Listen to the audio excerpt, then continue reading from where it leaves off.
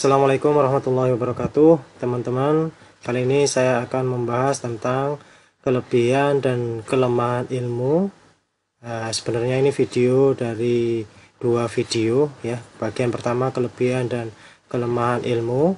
Yang bagian kedua tentang kekuasaan dan kasih sayang Tuhan. Sebagian orang ini ada yang mempertentangkan antara ilmu dengan Tuhan. Bahkan ada yang menuhankan ilmu. Pada video-video sebelumnya sudah dijelaskan tool of science, khususnya tentang bahasa yang banyak digunakan sebagai alat komunikasi dan alat berpikir dalam berbagai ilmu. Ternyata selain mempunyai kelebihan, tool of science seperti bahasa, logika, matematika, dan statistika juga mempunyai kelemahan. Pada video kali ini membahas tentang kelebihan dan kelemahan ilmu secara lebih luas ya.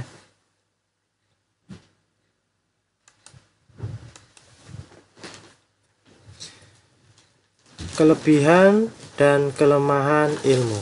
Apa saja kelebihan dan kelemahannya?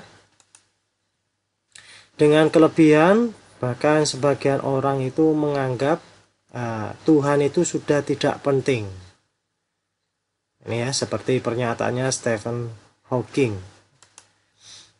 Bahkan lebih parah lagi, ada yang menganggap science is God.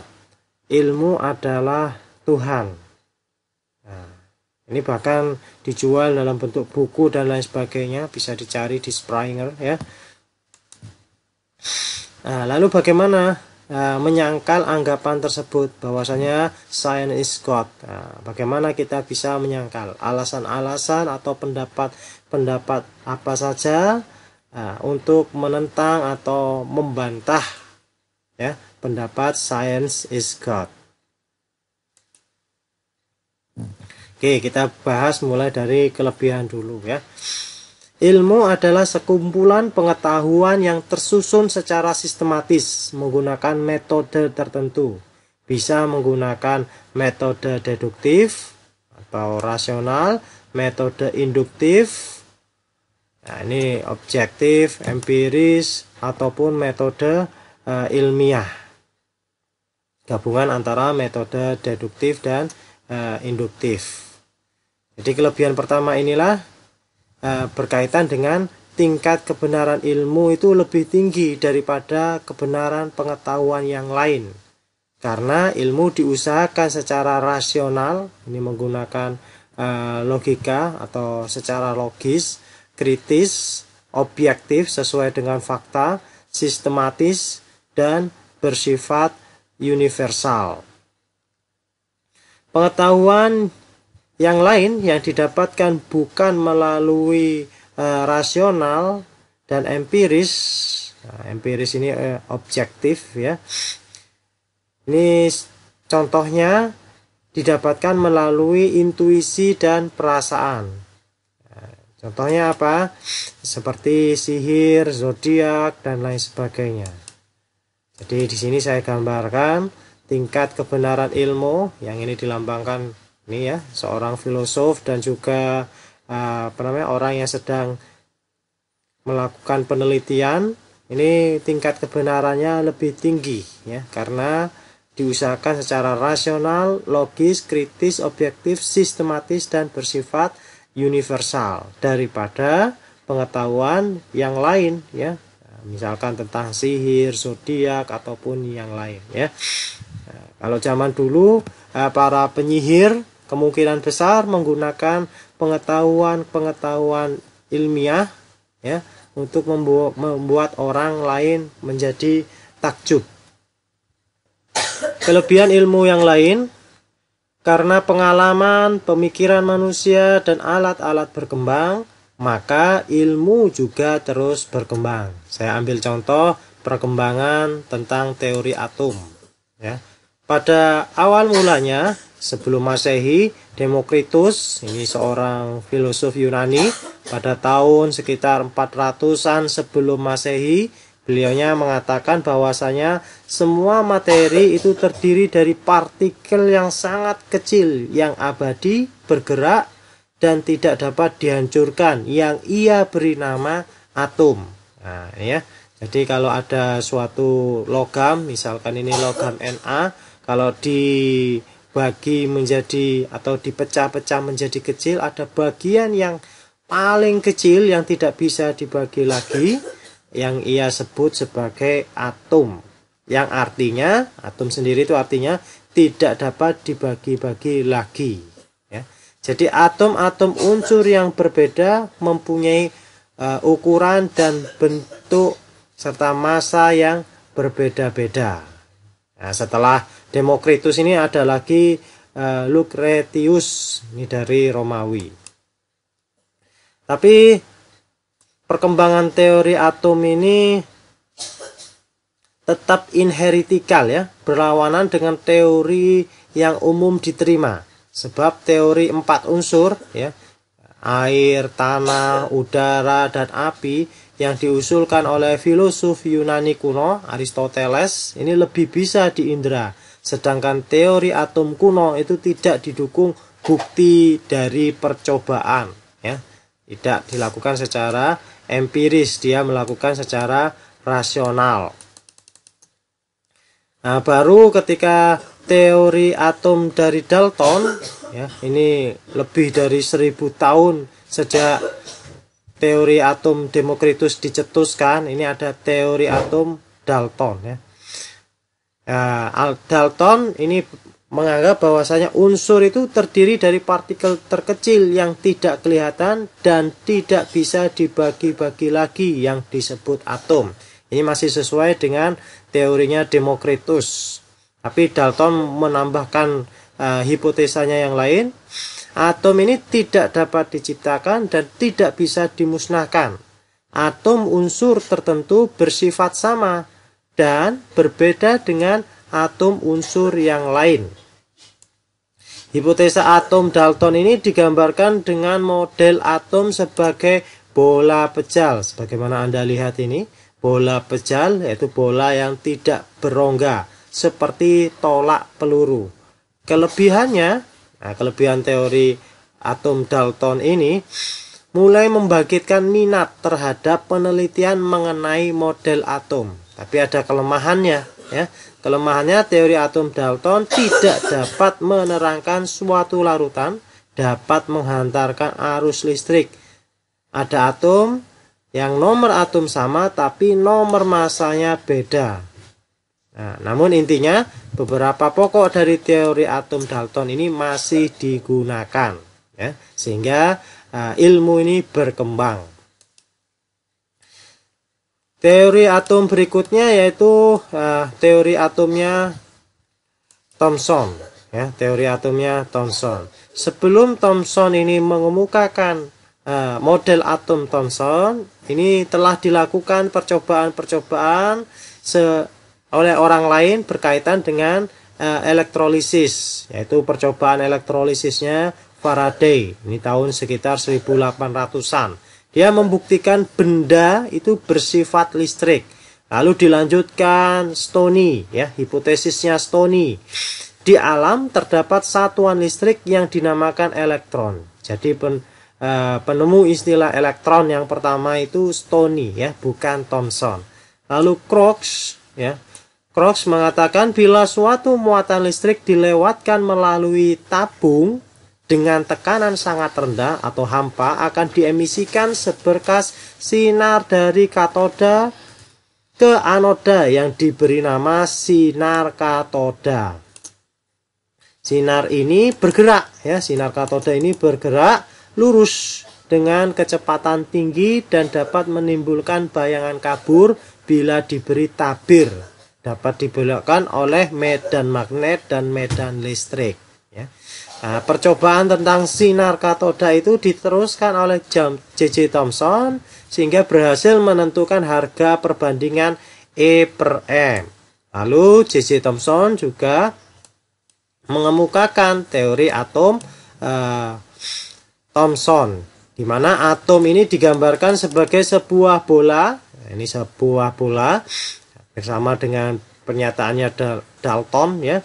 Tapi ada tambahan sebuah bola yang bermuatan positif yang memuat beberapa partikel yang bermuatan negatif yang disebut elektron. Elektron tersebar pada bola seperti roti kismis ya, biasanya disebut roti kismis atau plum pudding model. Tapi tidak berhenti di sana. Jadi ada teori lagi, teori atomnya Rutherford ya, teori atomnya Rutherford. Rutherford ini melakukan eksperimen ya, penembakan lempeng emas tipis dengan partikel alfa. Ternyata partikel itu ada yang diteruskan dan ada yang dibelokkan serta ada yang dipantulkan. Berarti di dalam atom terdapat suatu susunan partikel yang bermuatan positif dan negatif. Hipotesa dari Rutherford adalah atom yang tersusun dari inti atom. Nah, jadi dia bagi lagi, ada bagian inti atom dan elektron yang mengelilinginya. Inti atom ini bermuatan, ini inti atom, nukleus ya. Ini bermuatan positif karena ada proton dan juga ada neutron. Dan massa atom terpusat pada inti atom. Selanjutnya ada model atom Bohr dan model atom mekanika kuantum ya. Bagaimana lebih rincinya tentang model atom ini sudah saya buatkan videonya ya. Intinya pada kelebihan ilmu ini karena pengalaman, pemikiran manusia dan alat-alat berkembang, maka ilmu juga terus berkembang ya.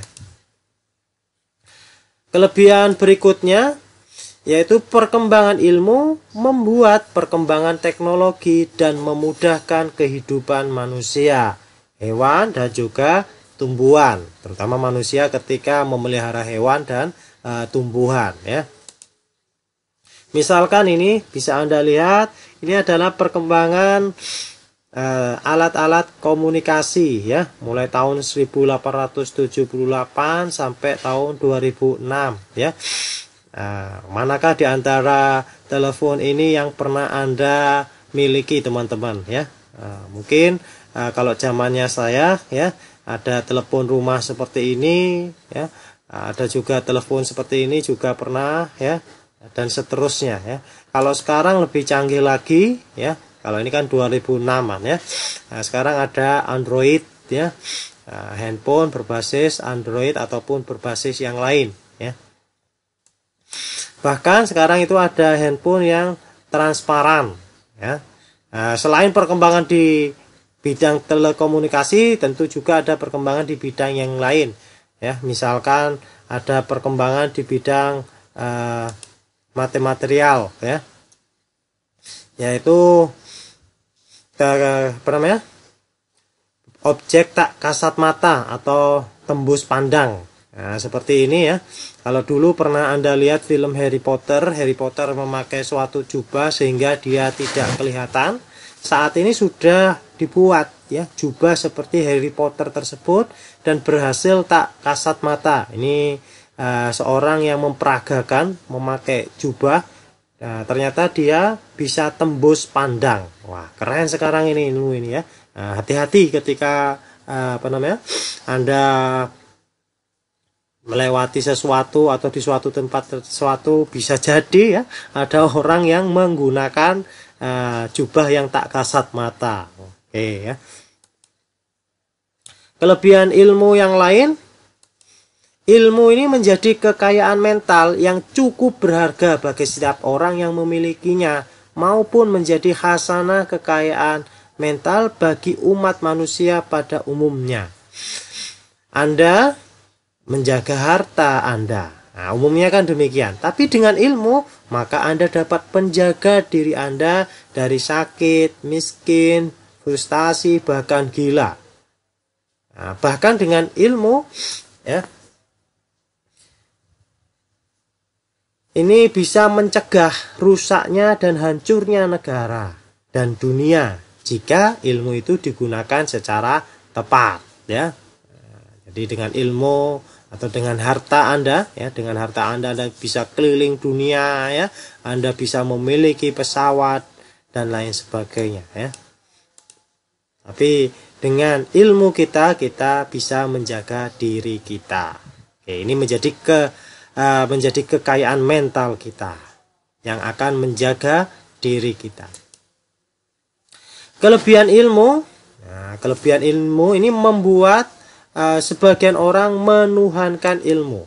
Ya.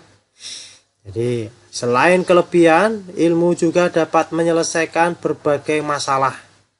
Ini membuat sebagian manusia menuhankan, bahkan menganggap Tuhan itu tidak penting. Seperti hanya pendapatnya Stephen Hawking, science makes God unnecessary. Ya. Jadi pendapat yang lain mengatakan science disprove God. Ya. Science itu menyangkal, membantah. Nah, sains bisa membantah Tuhan ini. Wah, ada yang menyatakan demikian. Bahkan ada buku dari Springer, ya, itu menyatakan bahwasanya science is God. Ilmu adalah Tuhan. Ya, kalau ini Stephen Hawking, ini ilmuwan yang terkenal pada abad ini, ya, dia menyatakan seseorang ini tidak dapat membuktikan bahwa Tuhan itu tidak ada. Nggak bisa membuktikan seseorang, termasuk Stephen Hawking, ini nggak bisa membuktikan bahwasanya Tuhan itu tidak ada. Ya. Tuhan itu ada. Buktinya apa? Adanya ciptaannya. Stephen Hawking ataupun ilmuwan yang lain itu nggak bisa membuktikan bahwasanya Tuhan itu nggak ada. Lalu ketika dia berkata kepada ABC News, tapi sains membuat Tuhan tidak diperlukan. Science makes God unnecessary. Nah, sampai segitunya ya, dia menganggap Tuhan itu sudah tidak diperlukan. Nah, karena sudah ditemukannya sains. Hukum fisika dapat menjelaskan alam semesta tanpa membutuhkan pencipta. Dianya menambahkan demikian. Ya. Ada banyak pendapat lain ya dari dia, bisa Anda cari di ABC News ataupun di YouTube dan lain sebagainya. Benarkah menuhankan Tuhan? Benarkah bahwasanya ilmu itu adalah Tuhan? Nah, sebagaimana di bukunya yang ada di Springer ya. Oke, mari kita menyangkal ya, anggapan ilmu adalah Tuhan. Kita bisa menyangkal ilmu adalah Tuhan jika kita bisa membuktikan bahwasanya ilmu itu tidak seperti Tuhan. Tuhan itu mempunyai beberapa sifat ya, beberapa kelebihan ya. Kelebihannya yang pertama itu tidak punya kelemahan, tidak ada satupun kelemahan dari Tuhan. Nah, ini kelebihannya Tuhan. Kalau ilmu mempunyai kelemahan, berarti ilmu bukan Tuhan. Walaupun satu kelemahan, apalagi kalau kelemahan ilmu itu banyak, berarti dia bukan Tuhan. Lagi, Tuhan itu Maha Pencipta, bisa menciptakan segalanya ya. Alam semesta termasuk diri kita itu diciptakan oleh Tuhan. Apakah ilmu bisa menciptakan alam semesta dan lain sebagainya? Lalu Tuhan itu Maha Pengatur, bisa mengatur ya. Lalu Tuhan juga mempunyai kekuasaan tak terbatas. Nah, kita fokus di ini ya. Tuhan tidak punya kelemahan. Nah, kita fokusnya nanti ilmu itu kelemahannya apa saja. Kalau dia punya kelemahan berarti ilmu itu bukan Tuhan ya. Kita bahas dari satu segi ini pada video pertama ini. Pada video berikutnya kita akan bahas ini ya, kekuasaan Tuhan berkaitan dengan Maha Pencipta, Maha Pengatur, dan kekuasaan yang tak terbatas dari Tuhan. Nah, ini saya suka dengan pernyataannya Albert Einstein. Ya, ini berbeda dengan ilmuwan berikutnya yang tadi saya sebutkan ya, Hawking. Albert Einstein dia mengatakan, the more I study science, the more I believe in God. Ya. Jadi lebih banyak saya belajar tentang sains, ilmu, ya, maka lebih banyak saya percaya dengan Tuhan, ya. Jadi kemungkinan Albert Einstein ini telah menemukan, ya, berbagai keteraturan dari sains. Bahkan dia juga bisa membuat rumus yang terkenal E sama dengan MC kuadrat, ya. Dengan rumus itu bisa ilmuwan lain atau teknokrat, ya, menciptakan, membuat bom atom. Tapi Einstein lebih bijak, ya, lebih bijak. Dia menyalahkan orang-orang yang menggunakan bom atom tersebut. Dia lebih bijak juga dengan mengatakan lebih banyak dia belajar ilmu, maka lebih banyak atau dia makin percaya terhadap Tuhan, ya.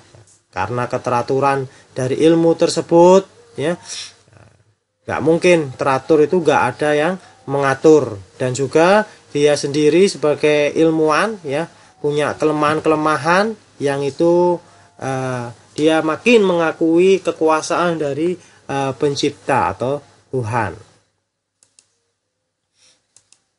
Kelemahan ilmu itu bisa kita lihat dari beberapa segi. Yang pertama dari penyusun ilmu itu sendiri, dari tool of science, ini pernah kita bahas, bisa dilihat videonya, ya, bahasa, tool of science dari bahasa, kelemahan dan kelebihannya, metode mengembangkan, dan juga dari produk ilmu. Oke, yang pertama dari penyusun ilmu.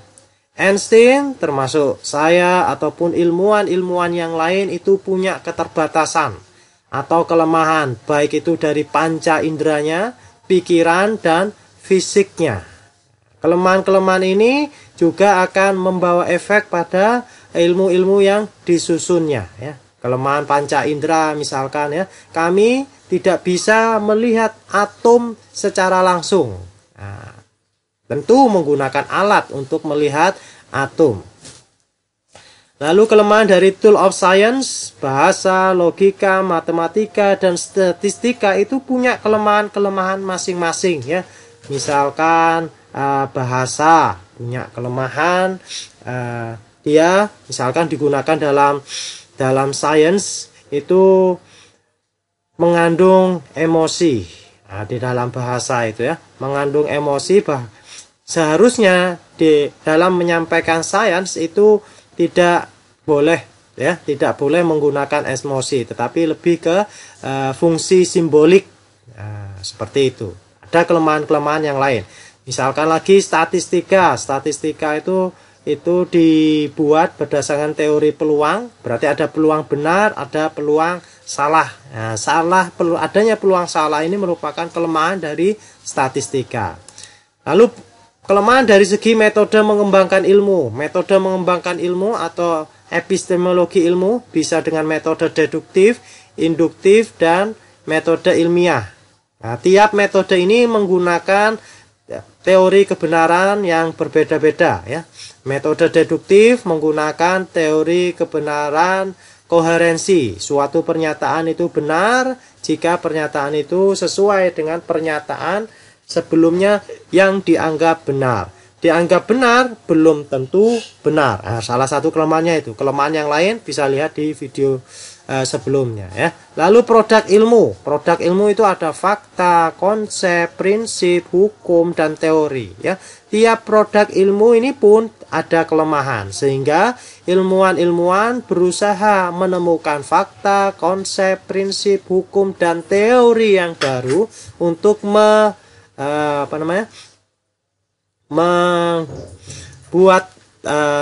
ilmu itu lebih mapan, ya.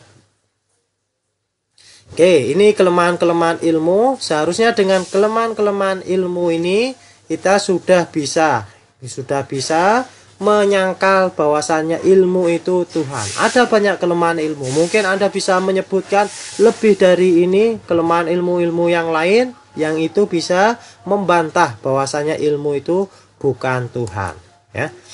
Oke, video selanjutnya tentang kekuasaan dan kasih sayang Tuhan. Bagaimana kekuasaannya dan kasih sayangnya?